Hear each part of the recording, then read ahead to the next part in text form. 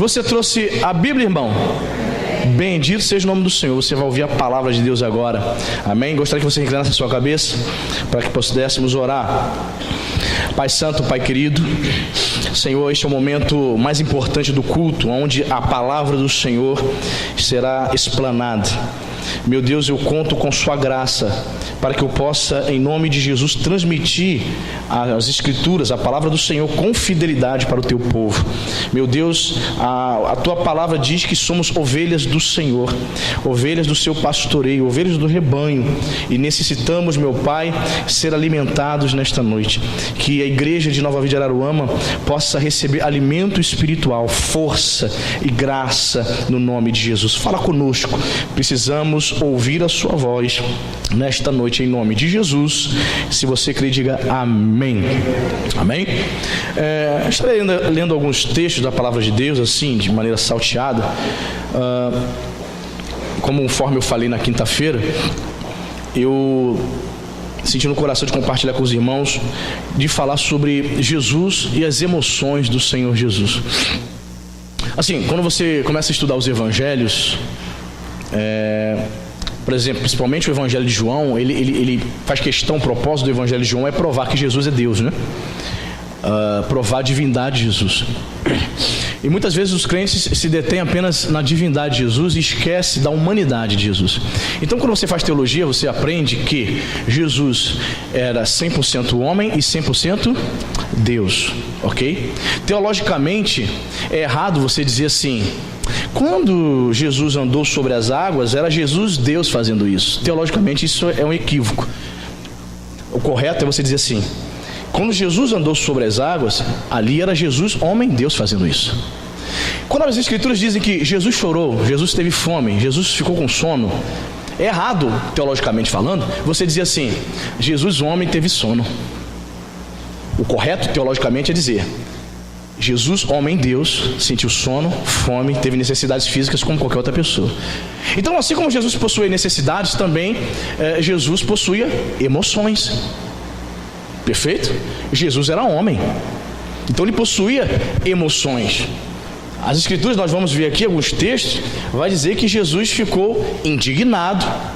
As Escrituras vão revelar, vão mostrar para nós que Jesus ficou aborrecido, impaciente. Mas é importante sempre frisar que em tudo isso o Senhor Jesus não pecou. Jesus ficou irado, mas em tudo isso ele não pecou. Então o que eu quero trazer nessa noite? Uma reflexão, uma palavra talvez de conforto para alguns crentes que talvez no momento que fique indignado com alguma coisa, ou aborrecido, ou impaciente, se sinta culpado, acha até mesmo que pecou. E não é assim, muitas vezes não. Jesus também ficou indignado em alguns momentos, e as Escrituras dizem que ele não pecou. Então nós vamos ver esses textos, vamos olhar nas Escrituras, esses momentos onde Jesus expressou as suas emoções, ok? Então o primeiro texto que eu quero trabalhar com os irmãos, gostaria que os irmãos abrissem no Evangelho de Marcos, capítulo 10. Vamos ver aqui a primeira expressão emocional de Jesus aqui, quando Jesus fica indignado. Marcos 10, Evangelho de Marcos. Para quem não sabe, embora o Evangelho de Marcos seja o segundo livro do Novo Testamento, vem Mateus, Marcos, Lucas, João. Para quem não sabe, o Evangelho de Marcos foi o primeiro a ser escrito, ok? Os demais evangelhos têm dependência literária de Marcos, embora seja o segundo, foi o primeiro a ser escrito, né? Marcos capítulo 10, versículo 13 e 14, você achou? Olha que interessante. Então lhe trouxeram algumas crianças para que as tocasse, mas os discípulos os repreendiam. Jesus, porém, vendo isto, indignou-se e disse-lhes: deixai vir a mim os pequeninos, não os embaraceis, porque dos tais é o reino de Deus. O termo grego, lá no original grego, que diz aqui Jesus indignou-se, é o mesmo que diz ficou muito aborrecido. Olha que interessante, irmãos. Jesus ficou aborrecido. Os pais queriam trazer até Jesus seus filhos, para que Jesus abençoasse. para que o Senhor Jesus tocasse neles. Os pais acreditavam que se Jesus tocasse naquelas crianças, uma bênção era transferida para aquelas crianças. Mas os discípulos, olha só, irmãos, olha quantas lições aprendemos aqui nesse texto. Os discípulos o impediram. Os discípulos achavam que aquelas crianças iriam importunar o mestre. Havia também um conceito naquele tempo de que crianças e mulheres não se aproximavam dos rabinos, dos mestres, e Jesus era chamado de rabino, de mestre. Então os discípulos, assim, dentro do conceito deles, naquele momento ali, eles estavam certos. Eles estavam impedindo que crianças se aproximassem do mestre, do professor, do rabino Jesus. Então Jesus viu aquela cena dos discípulos impedindo, embarreirando as crianças. Jesus ficou o quê? Indignado, extremamente aborrecido. Jesus chamou a atenção deles. Ei, que isso? Deixai vir as minhas pequeninas, as crianças. Pode deixar, qual o problema? Por que vocês estão embarreirando? Uma lição nós aprendemos aqui, irmãos. É legítimo que fiquemos muitas vezes aborrecidos ou indignados quando vemos pessoas com suas atitudes anticristãs e pedindo outras de se aproximarem e de irem até Jesus. Quem está entendendo? Jesus ficou indignado. O Senhor fica indignado. O verdadeiro crente fica indignado quando pessoas com seus discursos, com as suas atitudes, impedem outras de irem até Jesus. Jesus ficou extremamente aborrecido. Querido, se você é cristão de verdade, se você é crente e tem Espírito Santo, eu sei que você tem estado muito indignado nos últimos meses, nas últimas semanas, sim ou não, irmão? Com projetos aí de lei que querem denegrir, que querem, erotizar nossas crianças. Novelas de malhação, 6 horas da tarde, 2 homens se beijando na boca, uma pouca vergonha, uma afronta à família brasileira. Não, pastor, é cada um no seu quadrado. Deixa eles, pastor, deixa eles uma pinóia. Porque a concessão que o governo concede à Rede Globo de televisão não é para eles fazerem isso, não é para destruir a família, não, irmão.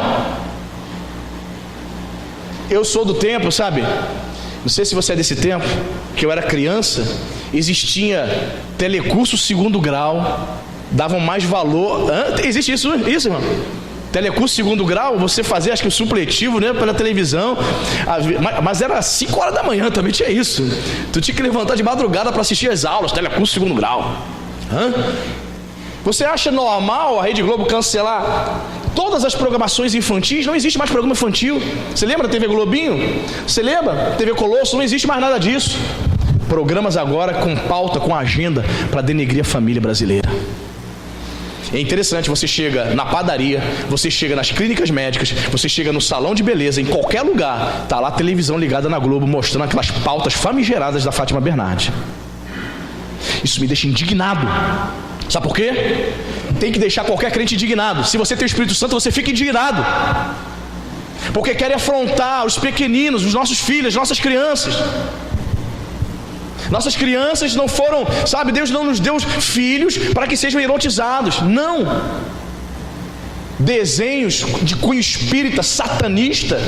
É só você ligar na Cartoon Network, no canal aí da TV paga. Chegando agora, dia 31, dia das bruxas, de Halloween, toda a programação voltada para o satanismo, para a bruxaria, para o quê? Para desvirtuar a mente das nossas crianças. Isso nos deixa aborrecido. Com tudo isso, eu estou pecando? Jesus pecou? Não. Indignação. Jesus disse: vocês são discípulos e estão tentando impedir as crianças de virem a mim. Para com isso, deixa. Extremamente aborrecido, indignado.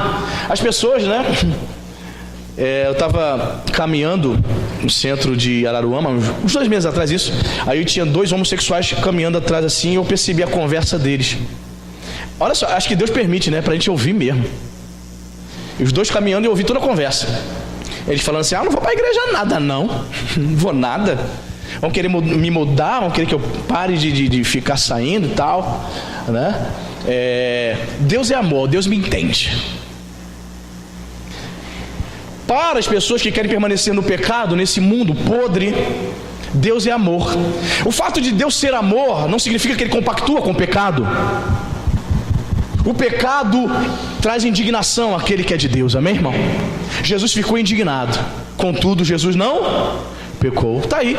Você talvez seja uma pessoa que tenha ficado muito indignada com todas as barbáries que você tem visto. Eu quero dizer para você, para teu consolo, que você não está pecando. Amém, irmão? Você está ficando indignado por causa da injustiça. Quem tem o Espírito Santo fica. Quem tem o Espírito Santo tem fome e sede de justiça. Quem está entendendo? Muito bem. Segundo sentimento, segunda emoção que Jesus expressou, está em Marcos capítulo 8. Versículo 11. Muito interessante, irmão, esse texto. Marcos 8, versículo 11 e 12. Olha que interessante. E saindo os fariseus, puseram-se a discutir com ele, e tentando, pediram-lhe um sinal do céu.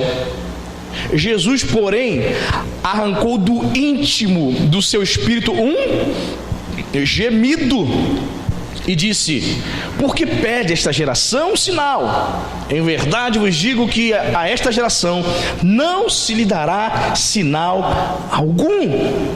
Olha, irmãos, essa palavra aqui no grego é uma palavra chamada anastenatsas, que significa suspirou profundamente. Aqui Jesus expressa uma emoção, sabe qual é? Falta de paciência.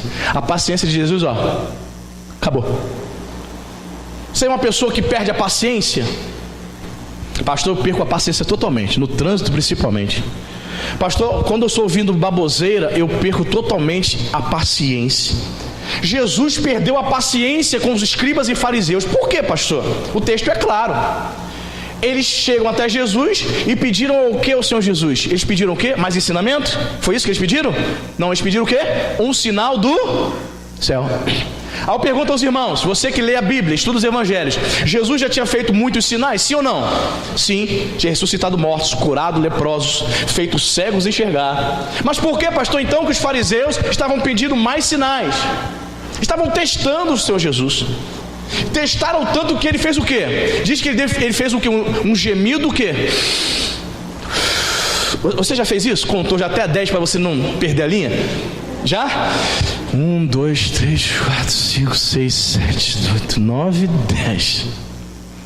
Jesus deu aquela puxada, aquele suspiro. Já? Acontece contigo? Pois é, com Jesus também. E nem por isso ele pecou. Há pessoas que verdadeiramente, irmãos, há pessoas que verdadeiramente vão tirar a nossa paciência. Estava comentando com o Diácono Jorge hoje de manhã, eu achei que isso fosse fake, cara, mas não é não. Você sabe que um dos projetos do PT, eu fiquei sabendo isso ontem, eu falei, não é possível, não estou acreditando nisso. Um dos projetos do PT é a chamada moradia social. Quantos já ouviram falar sobre isso? Pelo amor de Deus. Para você que nunca ouviu, o que seria isso? Seria o Estado intervir na tua vida e dizer que se você tem mais um quarto lá sobrando na tua casa, você tem que ceder esse quarto para famílias desassistidas, moradores de rua, para morar na tua casa. Quem está liberando aí seu quarto para o pessoal ir morar na tua casa? Vai liberar? Tu libera o quarto, no dia seguinte não tem mais nada, o pessoal leva os móveis, leva tudo para vender, para comprar crack. Gente, por quê? Porque no sistema comunista, marxista, na ideologia de Lenin, de Stalin e de Karl Marx, o Estado é que detém toda a autoridade. O Estado é dono dos seus filhos. O Estado é dono da sua casa e do seu carro. Nada pertenceria a você. Então o Estado pode se intrometer. Tem 2 quartos na tua casa lá, tem um puxadinho? Pois bem, moradia social. Você tem que liberar um quarto, uma moradia para uma família que mora na rua. Aí eu vi alguns comentários de algumas pessoas. Eu não estou liberando nem para meus parentes, meu irmão. Quanto mais para pessoa que eu nunca vi, morador de rua. Tem lógico um negócio desse, irmão? Até para parente está difícil, irmão. Tu tá levando tua sogra para tua casa? Tá, irmão? Leva, que é benção, irmão. A tua sogra é uma benção, amém, irmão? Nem que seja pela fé, você tem que dizer isso. A minha sogra é benção, ela está aqui. Amém? A sua sogra é benção? Pastor, eu estou falando pela fé, pastor. Mas irmão, creia no poder miraculoso. Jesus ressuscitou morto, ele pode fazer qualquer coisa. Amém? Diz aqui o texto, um gemido profundo. Os fariseus foram até Jesus para debater com eles. Os fariseus não foram lá para se assentar aos pés do mestre, para adorar o mestre, não. Foram para debater com ele. Então a paciência de Jesus, até Deus tem paciência, tem limite na sua paciência. Paciência do Senhor. Eles chegaram, mestre, Senhor. Ele deu aquela puxada. Sei o que Jesus pensou ali. Pô, esses camaradas, brincadeira. Esse sujeito, né? Esses fariseus não são mole, não. Vem perturbar de novo. Olha, eu não vou dar nenhum sinal. Jesus foi direto, objetivo. Jesus era amor, meu irmão, mas ele era objetivo e verdadeira. Bem verdadeiro. Eu não vou dar nenhum sinal. Chega. E veja o que diz o versículo 13, irmãos. Veja. Olha só. E deixando-os, tornou a embarcar e foi para o outro lado. Jesus nem deu confiança, deixou eles. Fica falando aí, cara. Quando vem a pessoa perturbar você, irmão, faça como Jesus, deixa quieto. Não vale a pena debater, meu irmão. Não vale. Talvez se Jesus ficasse ali debatendo, poderia perder a paciência no sentido de, sair até do espírito. Jesus ficou impaciente, mas não pecou. Ele procurou deixá-los. Foi até o barco, foi para o outro lado, foi embora. Então, querido, ensinamento para mim e para você. Dependendo da situação, dependendo da forma como a sua paciência já se esgotou, às vezes é preferível você fazer o quê? Ir embora, deixar de lado. Deixa quieto. Faz como Jesus. E deixando-os, tornou a embarcar. Jesus entendeu que não valia a pena ficar debatendo com eles. Eles não quiseram aceitar Jesus. Eles detestavam Jesus. Tudo que Jesus falava confrontava o sistema religioso farisaico. Você entende isso? Então eles odiavam Jesus ao ponto de tramar a morte de Jesus. Está entendendo isso, irmão? A tua paciência de Jesus, por 3 anos Jesus pregava e eles vinham atrás, igual um rato. Vinha aquela turminha. Já viu nos filmes de evangelhos sobre a vida de Jesus? Vinha aquela turminha de fariseu. Mestre, sempre para tentar o Senhor. Hipocritamente eles vinham atrás de Jesus. Jesus olhava, pela madrugada. Jesus deu um suspiro de impaciência. Suspirou profundo. Qual o texto? Qual a versão que diz aí? Suspirou profundamente. Acho que é a versão corrigida, não é isso? Jesus suspirou, Já fez isso já? Quando a sua paciência acaba? Tu dá aquele suspiro assim, Eu acho que é para você não agredir, não é isso? Eu acho que é para você não agredir a pessoa. Não é mais ou menos isso? Né, irmã? Acho que é. Tu dá aquela suspirada. Misericórdia. Você está rindo porque você já teve vontade, né, irmã? Você teve vontade de agredir alguém, você deu aquela suspirada, porque a sua paciência foi ao limite. Mas Jesus nunca agrediu ninguém. Amém? Perdeu a paciência com eles. Jesus não agrediu. Jesus deixou eles de lado. Jesus falou, não vou dar nenhum sinal para vocês. Esse sinal já foi dado já. Não tenho mais nada para mostrar para vocês. Quando pessoas querem debater com o Evangelho, quando pessoas não querem aceitar o Evangelho, não vale a pena debater. Deixa de mão. Deixa Deus trabalhar na vida deles. Amém, irmão? Terceira manifestação das emoções de Jesus está no Evangelho de João, capítulo 11.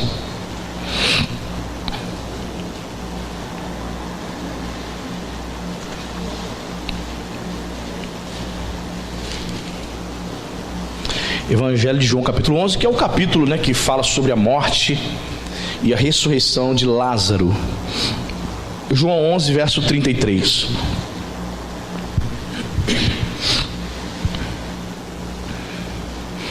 Para a gente entender melhor. João 11, 32, você achou? Quando Maria chegou ao lugar onde estava Jesus, ao vê-lo, lançou-lhe-se aos pés, dizendo, Senhor, se estiveras aqui, meu irmão não teria morrido. Jesus, vendo-a chorar, e bem assim os judeus que a acompanhavam, agitou-se no espírito e comoveu-se. Algumas versões dizem, Jesus perturbou-se. A palavra grega é uma palavra grega chamada taratsu, o verbo, que é o mesmo verbo que você pode traduzir por perturbar, sacudir, ficar aflito, estremecer, ficar estremecido. Jesus ficou perturbado. Interessante, né? Quando Jesus vê uma das irmãs de Lázaro chorar porque Lázaro havia morrido, ele ficou indignado. E alguns teólogos, os teólogos ficam especulando por que Jesus teria ficado perturbado, estremecido, ficou aflito.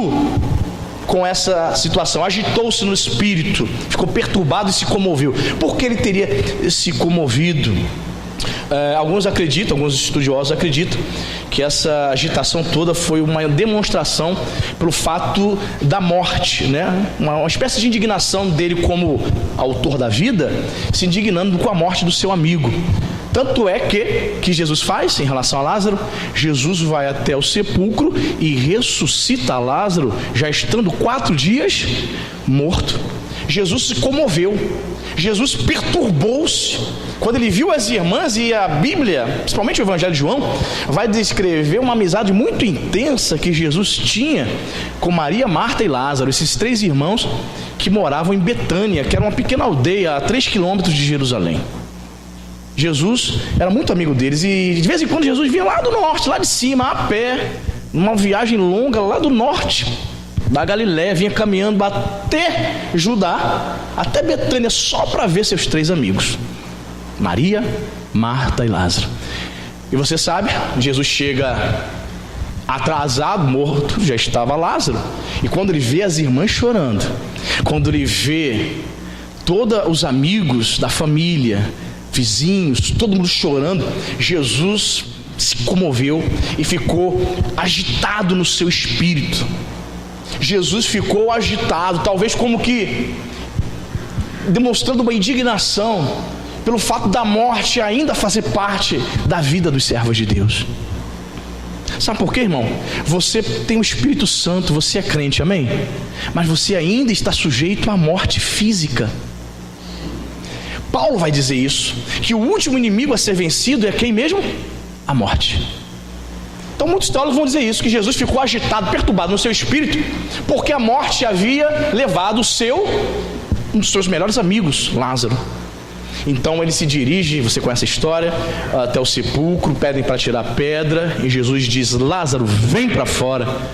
E o sujeito que já estava em estado de putrefação, morto há 4 dias, recebe vida e ressuscita para a glória de Deus, amém, queridos? Então Jesus demonstrou essa emoção aqui. Jesus ficou perturbado. O que pode perturbar o nosso espírito, irmãos? O que pode perturbar o nosso espírito? Eu passei ali na Vila Capri agora, não sei quantos vieram de lá, e tem uma boate ali. Quem passou por ali? Lotada de jovens. Dá uma pontada no coração, irmão. Dá uma pontada na alma. O sentimento que eu tive é o sentimento de Jesus, e você fica aqui perturbado, aflito, como que desejando e orando a Deus: Senhor, o que eu posso fazer para arrebatar essas almas do inferno? É muitos jovens. Quantos jovens tem aqui? Quantos tem aqui? 5, 10? Lá deve ter uns 500, 700, muita gente. Paulo viu, né, Paulo? Passou em frente, lotado. Eu falei: gente, que tanto carro. O que está acontecendo ali? A boate. Pessoas indo servir a Satanás. Jovens, 25, 30, dali vão se prostituir, vão praticar imoralidade, vão praticar sexo no meio da rua, na pontinha. Tá entendendo? Vão praticar imoralidade, vão fumar maconha, vão cheirar cocaína, vão fumar crack. Porque é isso que Satanás faz na vida das pessoas que não conhecem a Deus. Você está entendendo? Jesus ficou agitado, perturbado. Quem tem o Espírito Santo de Deus fica perturbado, fica agitado diante de tanta perversidade e diante de tantas almas indo para o inferno. Deus quer te usar para arrebatar essas almas do inferno, amém, irmão? Deixa Deus te usar, irmão. A gente precisa pensar nessas coisas. Os crentes só querem pensar na própria vida, no próprio umbigo. A igreja e os crentes brasileiros só pensam em si. Só pensam: eu quero ir para Disney. Meu Deus do céu, vamos ganhar alma para o reino de Deus, irmão. Jesus Cristo. Outro texto também, voltemos para Marcos, muito interessante também. Marcos 14, outro momento que Jesus expressa a sua emoção de forma intensa.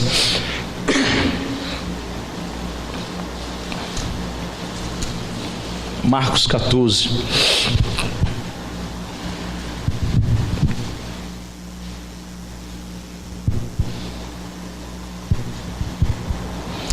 Marcos 14, versículo 33.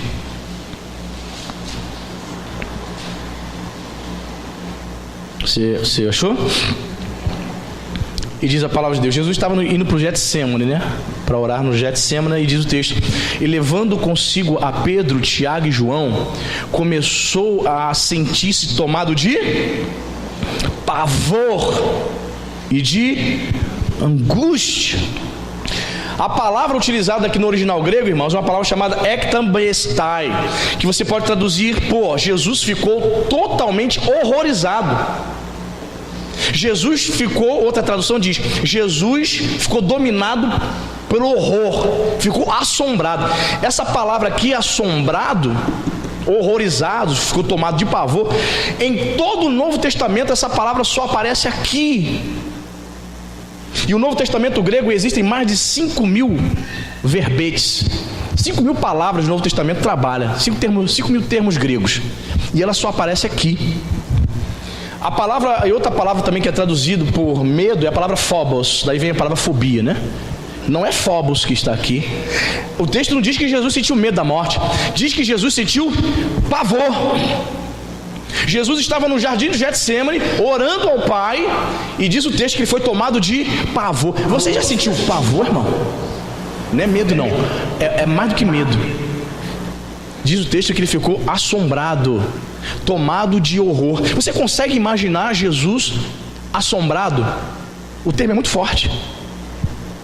É interessante, né? Quando você começa a estudar a palavra de Deus, né? Como é que você vai descobrindo as coisas? Jesus ficou tomado de pavor. O que te deixa apavorado, irmão? O que traz pavor? Você tem medo de perder tua família para violência? O camarada diz, perdeu e levar teu filho sequestrado? Você tem medo, minha irmã, de que seu marido vá trabalhar, vá no Rio, não volte mais? Quando eu vou no Rio sozinho, Cíntia fica apavorada, fica de joelho orando: meu Deus, leve e traz em paz o meu amor. É o medo de perder, né? Não vai encontrar mais não. Ela falou que se eu morrer primeiro, ela vai ficar viúva, vai ficar igualzinha a Ana, a viúva lá de Lucas. Vai ficar com 80 anos só orando e jejuando, mas não quer saber de homem, mais nada. Isso aí, minha filha. Maravilha.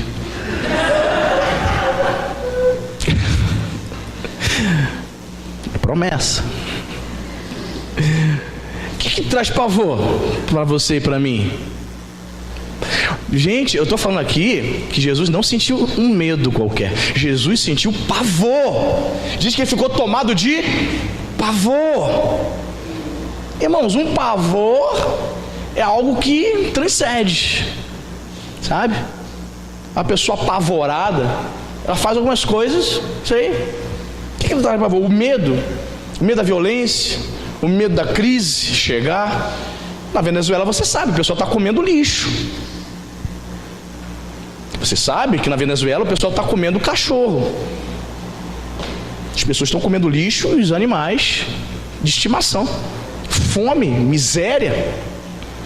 Você, ao pensar que o Brasil pode se tornar uma Venezuela, isso te dá pavor? Não sei. Mas Jesus sentiu. Se algo tem trazido pavor a você, eu quero dizer que você é humano, amém, irmão? Não se sinta acusado por conta disso, não. Jesus sentiu pavor. Jesus era homem. E Jesus sentiu assombro. Ele ficou assombrado com a iminência da morte. E no filme, você deve ter visto Paixão de Cristo, que eu considero um dos melhores filmes sobre a vida de Jesus, né? Que foi dirigido e escrito por Mel Gibson. Mel Gibson, ele foi genial, porque no momento que Jesus está no Getsemane orando, a Bíblia não relata, mas Mel Gibson colocou um personagem ali, andando, circulando em volta de Jesus. Quantos lembram dessa cena? Você lembra dessa cena? Paixão de Cristo? Você nunca viu Paixão de Cristo? Então veja, em nome de Jesus, que é um dos melhores filmes sobre a vida de Jesus. Um dos filmes mais realistas, você até chora. No momento que Jesus está sendo castigado e tal. Aí o Mel Gibson coloca um personagem muito sombrio, um camarada, né, com um capuz, né, sombrio, simbolizando Satanás, né? Jesus ali orando, ele só, ali, circulando ali Jesus. Não está na Bíblia isso, mas eu achei genial, porque você duvida que o diabo estava ali pressionando o nosso Senhor naquele momento? Porque naquele momento Jesus estava decidindo se iria para a cruz para salvar a mim e a você, irmão. Pai, se possível, passe de mim este cálice, mas que não seja feita a minha vontade. Estava sendo travada ali uma luta espiritual tremenda, irmãos. Por isso Jesus sentiu pavor. Esse pavor, irmãos, é importante dizer e frisar, ele não se dá apenas porque Jesus sabia que suportaria os pecados do mundo. Algumas pessoas dizem assim, alguns teólogos: Jesus sentiu pavor porque ele sabia que iria suportar todos os pecados da humanidade na cruz. Sim, pode ser. Mas uma coisa nós não podemos nos esquecer: Jesus era humano, Jesus era homem. Tanto é que um dos títulos messiânicos é Filho do Homem. Jesus era homem, então Jesus sentiu pavor. Eu não sei, querido, o que tem deixado você apavorado, mas eu quero dizer para você que você serve um Deus que te guarda, te protege, te sustenta. Quem sustentou o Senhor Jesus no momento de pavor foi o próprio Deus Pai. Pai, se possível, passe de mim este cálice, mas que seja feita a tua vontade. Talvez você tenha vivido momentos na sua vida que tenha te trazido pavor, mas ore e diga: Senhor, seja feita a tua vontade, porque a vontade de Deus é boa, perfeita e agradável. Amém, queridos? E é interessante porque o versículo 34, Jesus vai demonstrar outro sentimento para nós aqui, outra emoção. E diz o versículo 34: e lhes disse: a minha alma está profundamente triste até a morte, ficai aqui e vigiai. Irmãos, é sério esse negócio aqui. Jesus está dizendo que é possível a pessoa ficar tão triste ao ponto de morrer. A minha alma está triste, profundamente triste. Eu não vou dizer que Jesus estava apresentando um diagnóstico de depressão profunda, porque Jesus não passou a vida toda triste. Foi um episódio ali no fim da sua caminhada, da sua jornada terrena. Mas é importante a gente entender isso, que o Jesus, homem Deus, sentiu tristeza. E tristeza é uma emoção que todos nós sentimos, sim ou não, irmão? Eu acredito que muito mais do que alegria. Acho que a vida dá muito mais golpes na gente, ao ponto de sentirmos tristeza, do que todo dia você toleca. Há momentos que você sabe aí que a nossa igreja mãe passou, estava falando para a Cintia: Cintia, o ano está terminando, 2018, e nós assim estávamos fazendo uma retrospectiva, e me veio a nossa igreja mãe, a nossa igreja do nosso bispo lá em Caxias, em Parque Lafayette. Que ano difícil para a igreja de Lafayette, irmãos. Que ano difícil para o bispo, para a família do bispo, para a Beth. Meu Deus, só pancada. A igreja ainda está, a igreja ainda está no luto ainda, tentando se reerguer. Quantos problemas ali o bispo enfrentou, né? Para quem não sabe, né, houve um acidente agora em junho, na volta do retiro dos jovens, e num acidente de carro que morreram 3 dos nossos jovens lá, de acidente de carro. Todos músicos, todos participavam do Ministério Louvor. Um menino que tocava teclado, um gênio, um menino prodígio, a gente chamava ele de garoto prodígio, porque desde os 12 ele tocava teclado, tocava baixo, tudo muito bem, bateria. Meu Deus, toquei com ele, cantava com ele lá na igreja. A gente sentiu muito, foi um golpe que é algo que, meu Deus do céu, tristeza, irmão, tristeza. E fomos ao sepultamento no dia seguinte. Você ia a 3 sepultamentos em seguida, irmão, no mesmo dia, de pessoas amadas. Quanta tristeza. Sentimos tristeza. Jesus sentiu tristeza. E a tristeza entrou no mundo por conta do pecado, por conta da desobediência de Adão lá no Éden. Mas nós servimos um Deus que um dia nos levará para os céus, amém? Aonde lá não haverá mais tristeza, não haverá mais dor, diz a Bíblia, não haverá mais lágrimas, haverá a glória e o regozijo eterno na presença de Deus, amém, querido? Toda a tristeza que sentimos aqui um dia terá fim. Tu crê nisso, irmão? quantos momentos tristes você passou, né? O nosso irmão Joel aqui, em menos de um mês, em 20 dias, ele sepultou o padrasto dele, que ele chamava de pai, porque o criou desde 8 anos de idade, e sepultou a mãe dele no último domingo, na última segunda-feira. Meu Deus, eu fiquei a pensar, que pancada. Não é que os dois faleceram num acidente de carro de uma vez só, não. O padrasto dele infartou num dia, 20 dias depois a mãe dele morreu de câncer. É muito difícil, tristeza aguda, os crentes passam. Então esse evangelho, esse pseudo-evangelho, esse evangelho barato que estão pregando aí, que a vida do crente é só vitória, só dinheiro, que o crente vai prosperar, isso é fajutice. Esse é um outro evangelho, é um falso evangelho, porque o verdadeiro evangelho nos ensina que Jesus passou por tristeza, e o crente também fica triste.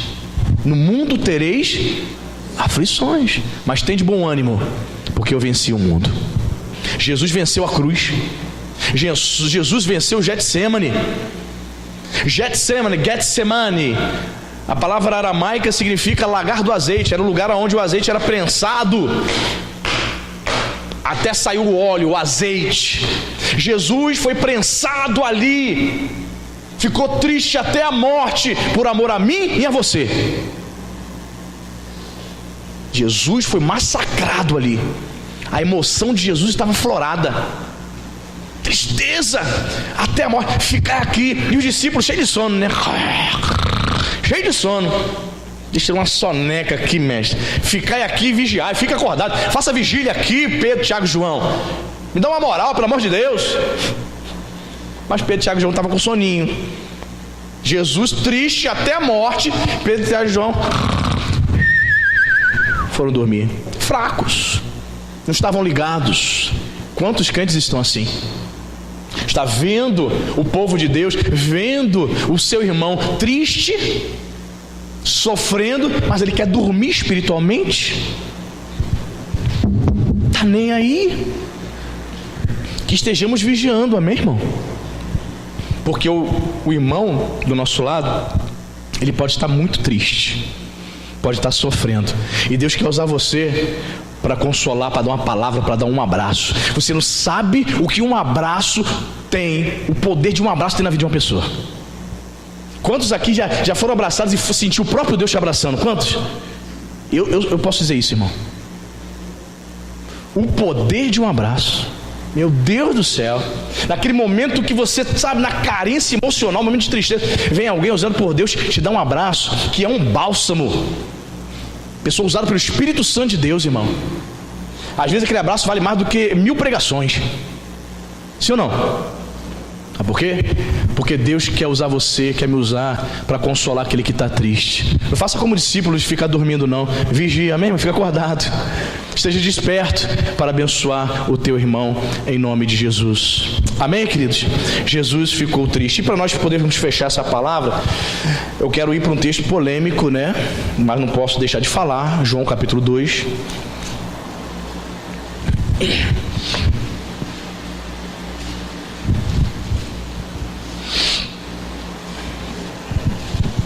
João capítulo 2.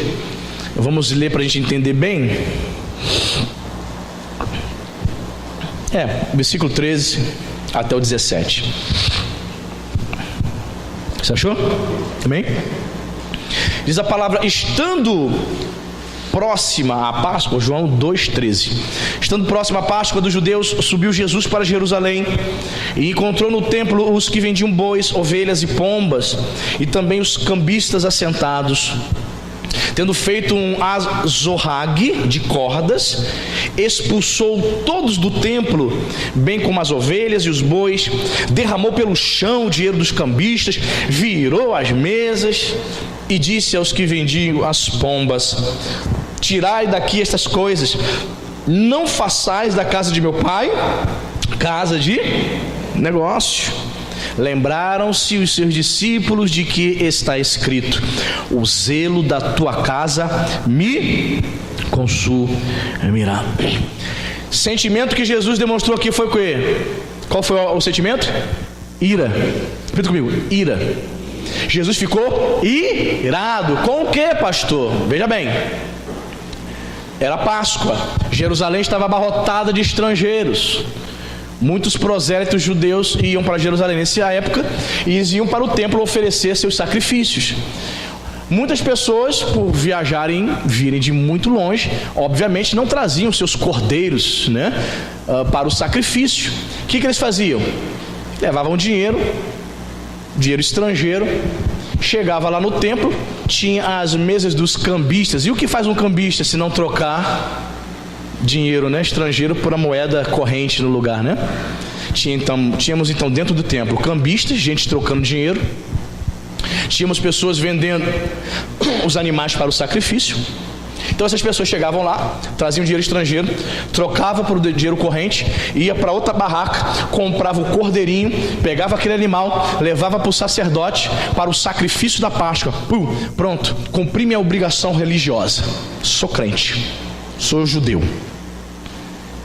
Só que Jesus ficou irado, porque eles distorceram o propósito da casa de Deus. A casa de Deus é o lugar para onde o povo de Deus se reúne, para ouvir a palavra de Deus e para adorar o Deus vivo, amém, irmão? Não façais da casa de meu pai casa de negócio. Ah, pastor, então realmente tem que fechar a cantina. Nada a ver, mano, não confunda alho com bugalho, tá? Jesus não está condenando a cantina da igreja, que você lancha lá atrás, não.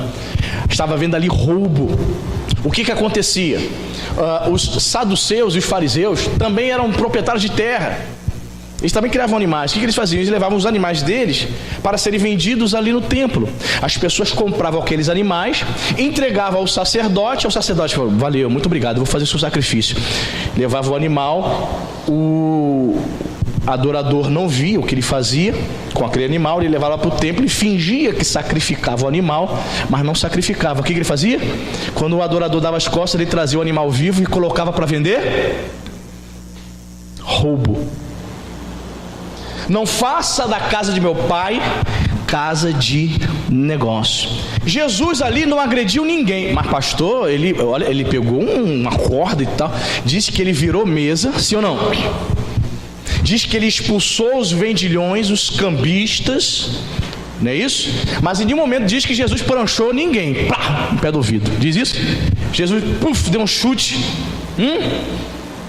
Jesus deu 3 socos. Pegou o soco em inglês e só no queixo, é isso? Jesus não fez isso. Jesus, ele ficou indignado porque estavam fazendo a casa do Pai de uma bagunça. É interessante que Paulo, escrevendo aos Efésios, ele vai dizer lá em Efésios 4:26: irai-vos e não pequeis. Então a Bíblia nos ensina que nós podemos até mesmo manifestar esse sentimento, essa emoção, a ira.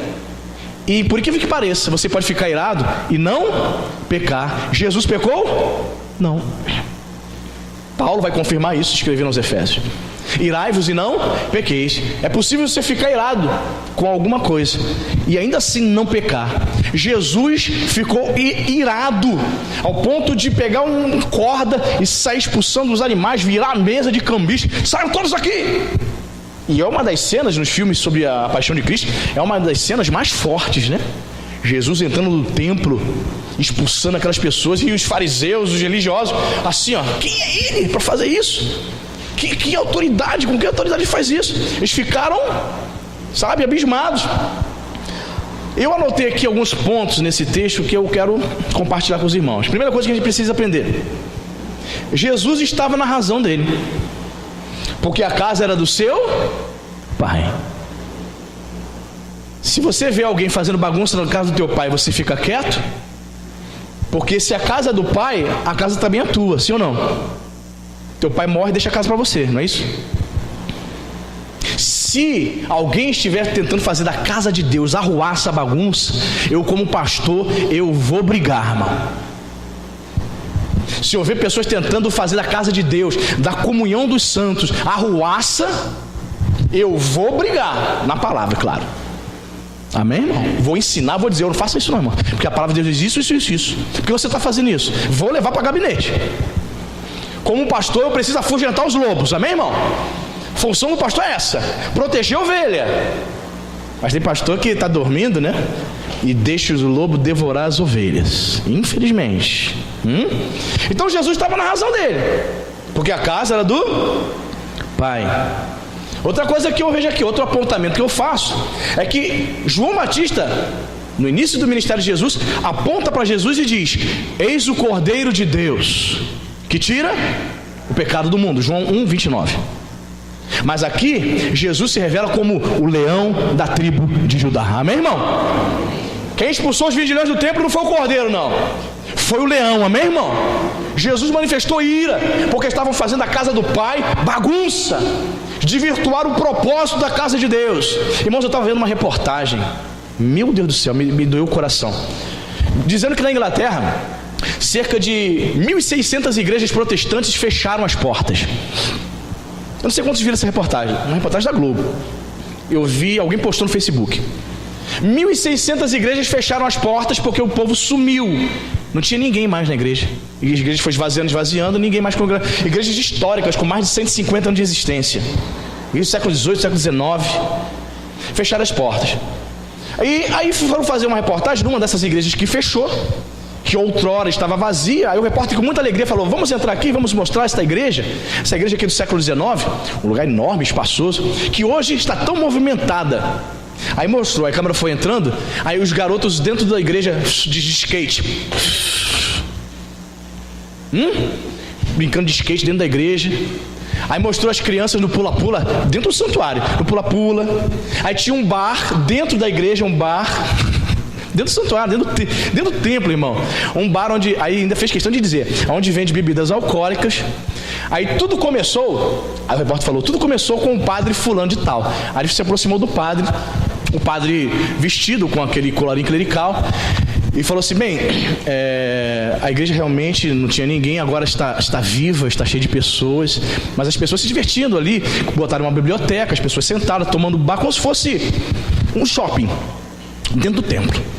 Aí ele falou assim: bem, tudo começou, foi quando a igreja descobriu que eu era gay, né? Hoje eu sou casado com um homem, né? E a igreja me proibiu de fazer casamentos e tal. Aí ele quer ser gay, casado com outro homem, ainda quer fazer casamento.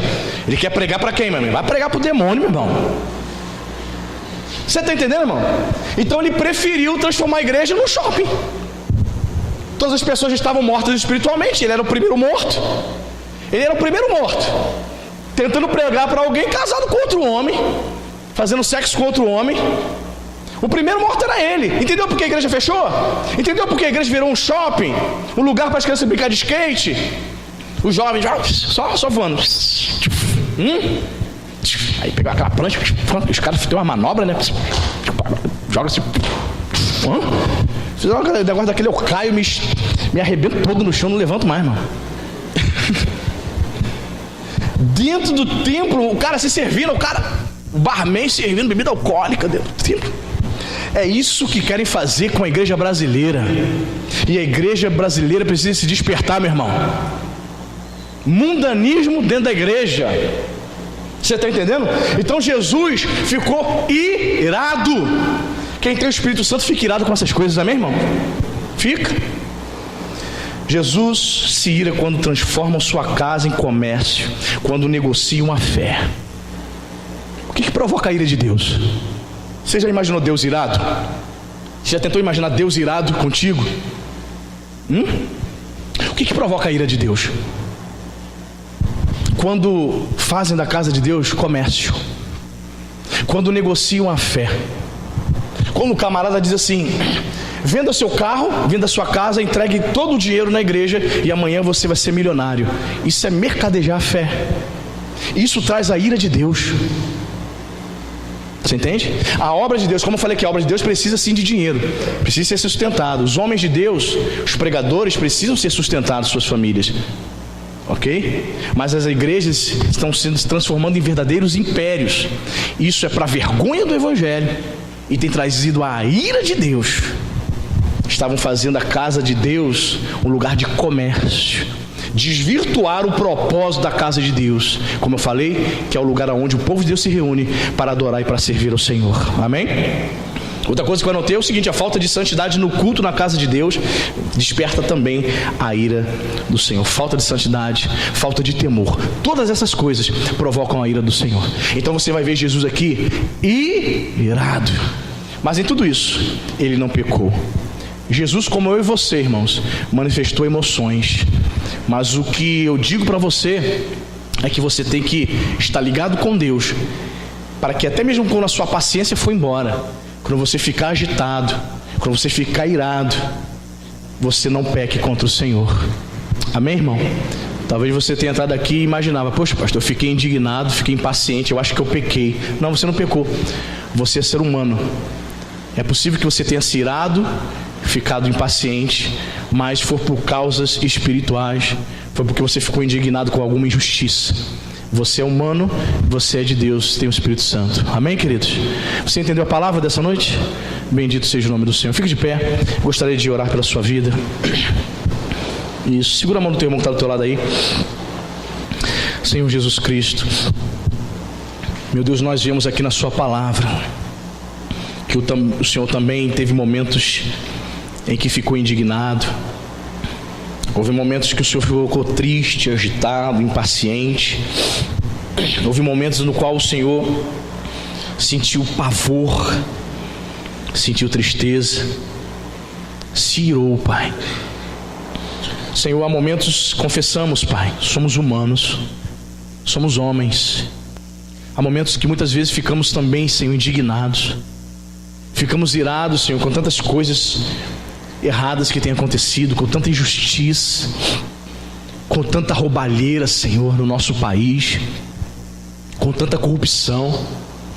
Senhor, muitas vezes nós perdemos a paciência, Senhor, por ouvirmos tanta mentira, políticos mentindo, até mesmo religiosos mentindo, sem temor nenhum no coração. Ah, Senhor, e como servos de Deus, muitas vezes ficamos irados com isso.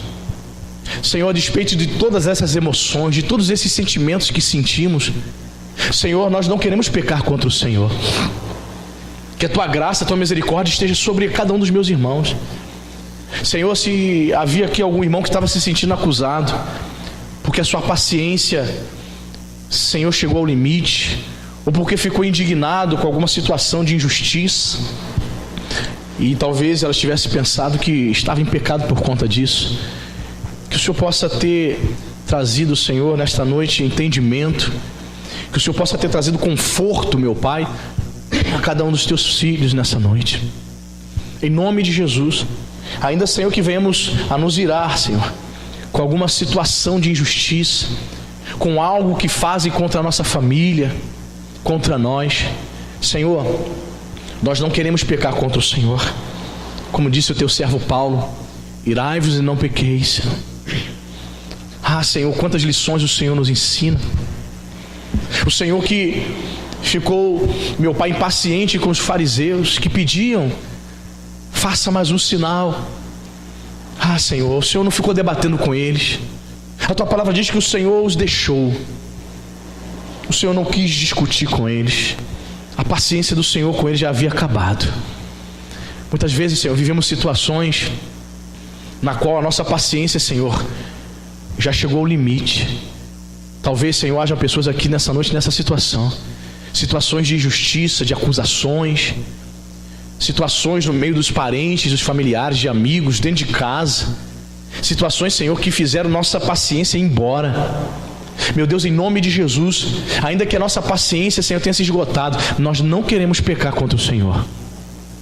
Em nome de Jesus, ajude, Senhor, a cada um dos meus irmãos a andar e a viver no Espírito. Sim, Senhor, somos humanos, sentimos essas emoções, Pai.